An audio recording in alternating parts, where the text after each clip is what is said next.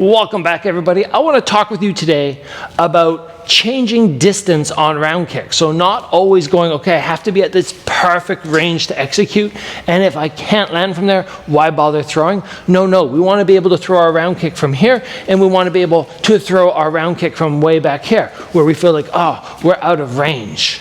And I want to add in how do we throw spinning side kicks from different ranges, and a couple extra little tidbits for you today.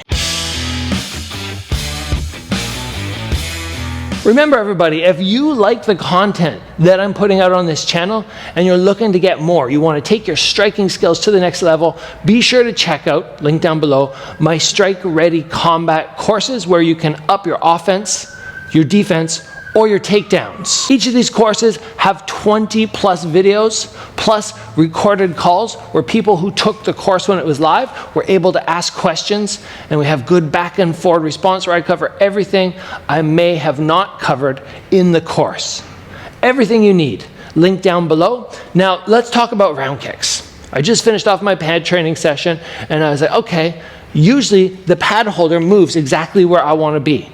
By the way, I'm gonna have to cut in between this video a lot because this bag,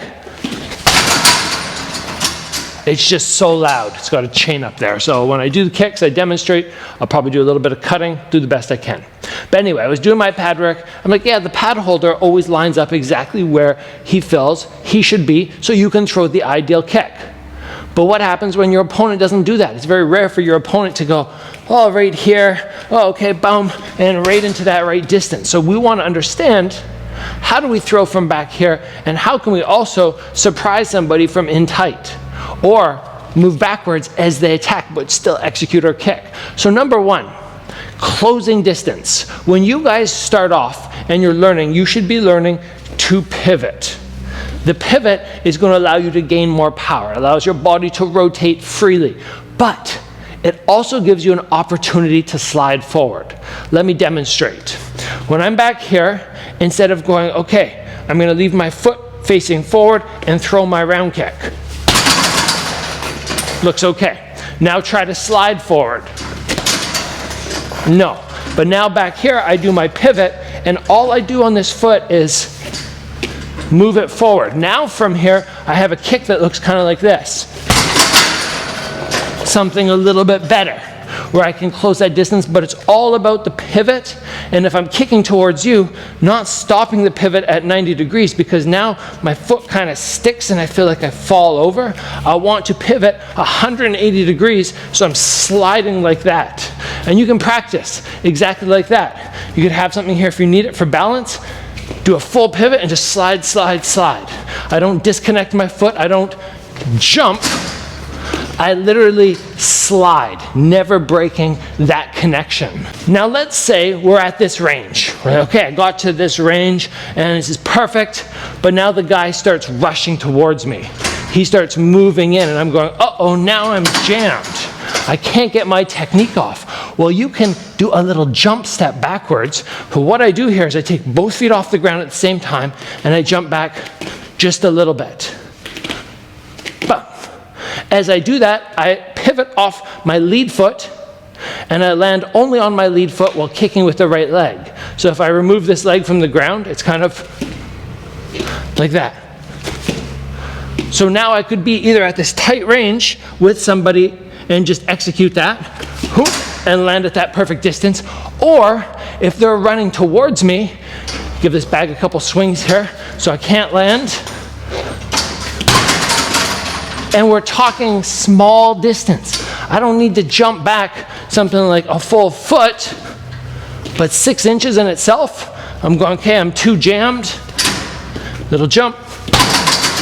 And now I land freely, clearly. Those are two ways that we can execute those round kicks while closing distance or creating distance and still maximizing power. Now from here, I want to move into a spinning side kick. We're just going to touch on this one briefly. Quick little note on a spinning side kick. Many people, again, want to be at that correct range. But if you were to be backing up a little bit, I can close distance, again, by doing that exact same slide. Or, this is the fun one. When we get jammed in here, same as before, we jump backwards. But instead of pivoting the foot this direction, we're gonna jump backwards and turn our back.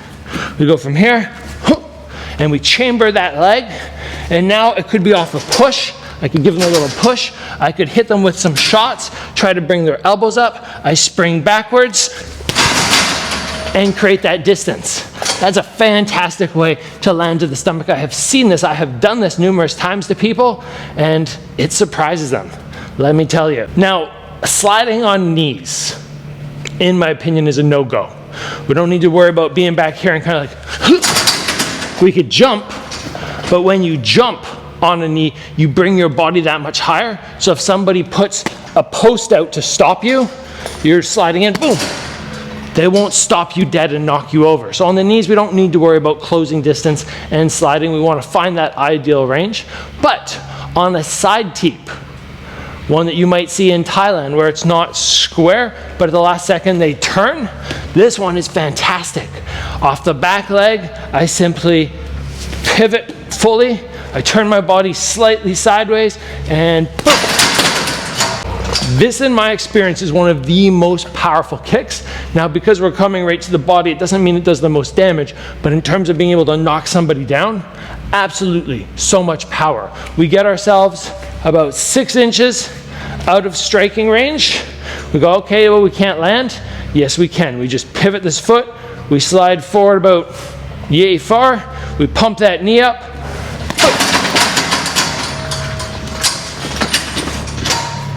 Having the ability to kick from different distances, whether it's tight, ideal range, or out of range, elevates our game so much.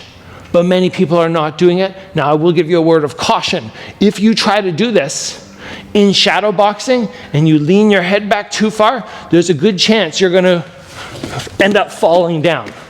So as you try this in shadow boxing, try to make sure your head stays high, straight above your feet.